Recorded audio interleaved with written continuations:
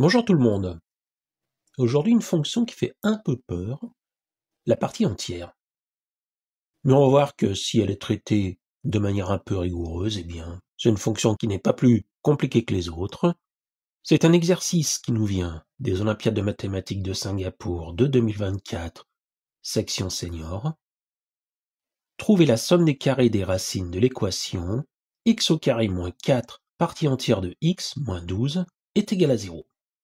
Alors une première chose pour commencer. Cette fonction, partie entière de x, que les anglo-saxons appellent plus grand entier inférieur ou égal à x, est définie comme ceci. Par exemple, si on prend racine de 2, qui vaut en gros 1/414, eh bien la partie entière vaut 1. Pi, sa partie entière, vaut 3. On va dire que c'est la troncature à l'unité. Mais ça, c'est vrai pour les nombres positifs. Pour les nombres négatifs, si par exemple je prends moins racine de 2, que dans la grande majorité des langages informatiques, on appelle floor, eh bien, la partie entière de moins racine de 2 vaut moins 2. Et la partie entière de moins pi vaut moins 4, c'est-à-dire l'entier qui est juste en dessous de moins pi. C'est pratiquement rien, mais c'est une précision que je voulais quand même apporter. Ceci étant dit, dans un premier temps, on va donc essayer de trouver des solutions entières à l'équation x au carré moins 4 partie entière de x moins 12 est égal à 0. Et x étant entier, eh bien, partie entière de x est égale à x. Donc, ça revient à résoudre x au carré moins 4x moins 12 est égal à 0. Si on trouve des solutions entières à cette équation, on les garde. Toute racine qui n'est pas entière est exclue. X au carré moins 4x moins 12, c'est x au carré moins 4x plus 4 moins 16. X au carré moins 4x plus 4, c'est x moins 2 au carré. 16, c'est 4 au carré. Donc, l'équation est équivalente à x moins 2 au carré moins 4 au carré est égal à 0, qui est de la forme a carré moins b carré. Ainsi, x moins 2 moins 4 facteur de x moins 2 plus 4 est égal à 0. On obtient x moins 6 facteur de x plus 2 est égal à 0. 6 et moins 2 sont solutions de l'équation. Donc ces deux nombres, eh bien, on les garde. Vous allez me dire, c'est bon, on a deux solutions. Oui, c'est vrai. Mais ici, on a quand même cette fonction partie entière qui va jouer un rôle central. Et une remarque importante à faire, c'est que x au carré moins 4 fois la partie entière de x moins 12 est égal à 0, équivaut à x au carré est égal à 4 fois la partie entière de x plus 12, qui est encore égal à 4 fois la partie entière de x plus 3, et partie entière de x étant un entier, 4 fois partie entière de x plus 3 est un entier. Ainsi, x au carré est un entier divisible par 4, et on va être amené à rechercher des valeurs de x qui s'écriront racine carrée de a avec a multiple de 4, mais qui n'est pas un carré parfait. Parce que si c'est un carré parfait, on se retrouve dans le premier cas qu'on vient de terminer. Moi, je fais partie d'une génération où on étudiait la partie entière au collège. Et la première définition vraiment rigoureuse, c'était de dire que la partie entière de x était définie par le nombre x qui était donné était plus grand ou égal à la partie entière de x, mais strictement plus petit que la partie entière de x plus 1, qui était équivalente à partie entière de x est strictement plus grand que x moins 1 et plus petit ou égal à x. Ainsi, 4 fois la partie entière de x plus 12 est plus petit ou égal à 4x plus 12, mais strictement plus grand que 4 fois x moins 1 plus 12. Et comme 4 fois la partie entière de x plus 12, dans notre cas c'est x carré, eh bien on obtient que x carré est strictement plus grand que 4x plus 8 et plus petit ou égal à 4x plus 12. La première est une équation. 4x plus 8, strictement plus petit que x carré. Quand est-ce que ça se produit, ça? Eh bien, cette inéquation est équivalente à x au carré moins 4x moins 8, strictement plus grand que 0, qui est équivalent à x au carré moins 4x plus 4 moins 12, strictement positif, x moins 2 au carré moins 12 plus grand que 0. On factorise x moins 2 racine de 3 facteur de x moins 2 plus 2 racine de 3 est strictement positif.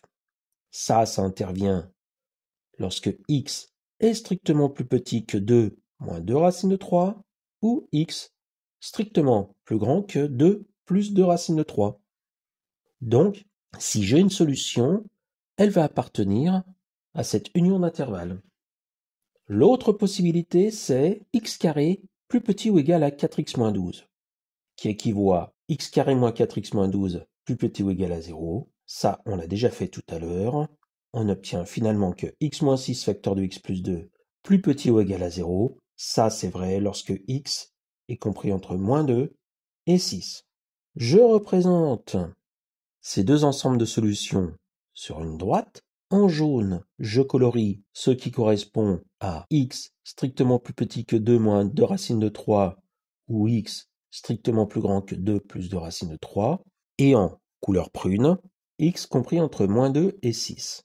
2 moins 2 racine de 3 après calcul vaut à peu près moins 1,464 et 2 plus 2 racine de 3 est environ égal à 5,464. Je m'intéresse d'abord à ce qui est négatif. Racine de 2, c'est environ 1,414. Donc, moins racine de 2 est strictement plus grand que 2 moins 2 racine de 3. Puis, racine de 3, environ 1,732. Donc, moins 1,732 appartient à l'intervalle moins 2, 2 moins 2 racine de 3. Mais le gros problème pour moins racine de 3, c'est que 3, c'est pas un multiple de 4. Donc, exclu. Moins 2, c'est moins racine de 4, mais ça, on l'a déjà pris. Moins racine de 5, moins racine de 6, etc. Tout ça, ça sort, et puis en plus, on voit aucun multiple de 4 apparaître. Donc, fini pour les négatifs. Il n'y a pas d'autre solution que moins 2. Pour les nombres positifs, par contre, eh bien, 2 plus 2 racine de 3 au carré, c'est 16 plus 8 racine de 3. Je fais 2-3 calculs pour trouver que c'est environ égal à 29,856. Donc, qu'est-ce que j'ai comme racine là-dedans?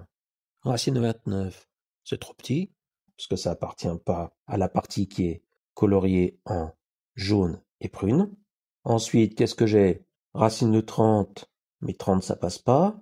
30 n'est pas multiple de 4. 31, 32 par contre. 32, oui, c'est 4 fois 8. Donc, ça rentre dans les cases. Racine de 32, je le garde. Racine de 33, racine de 34, racine de 35, je ne les prends pas. Racine de 36, je l'ai déjà pris. Et au-dessus, eh bien, il n'y a que le jaune qui est colorié, donc on en a fini avec les solutions positives. Je me retrouve donc avec 3 solutions, 6 moins 2 et racine de 32. J'effectue la somme des carrés, qui vaut 4 plus 36 plus 32. Conclusion, la somme des carrés des racines de l'équation vaut 72. Et si on prend GeoGebra pour illustrer tout ça? Comme pour Julia, la fonction partie entière, c'est Florent. Et elle est bien connue, cette fonction, c'est une fonction en escalier. Rien de très nouveau. Mais par contre, ce qui va être intéressant, c'est x au carré, moins 4 partie entière de x, moins 12. Là, déjà x au carré, c'est bon, mais regardez ce qui se passe quand on fait intervenir la fonction partie entière. Eh bien, là, la courbe se casse en tout plein de petits morceaux. Je retire 12 à tout ça, et je vois bien que moins 2 est solution, 6 est solution, et le point A, point d'intersection de l'axe d'abscisse et de la courbe, vérifie l'abscisse est environ égale à 5,66, comme par hasard, racine de 32, qui est égale à 4 racine de 2, est bien égale à l'abscisse du point A. Ça illustre tout à fait ce qu'on a trouvé.